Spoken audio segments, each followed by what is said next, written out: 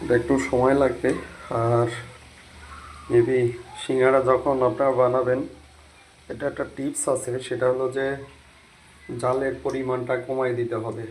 আর নাইলে হবে কি, কারণ চুলাতে যখন আমরা এটা দেই তখন এটা পুড়ে যায়।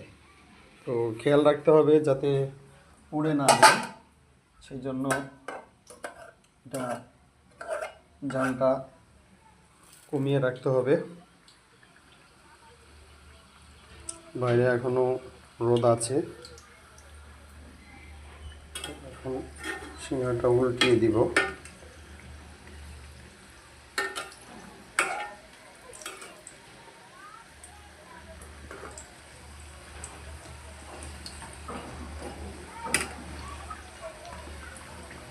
দেখতে অনেকটাই ইয়ামি হয়েছে।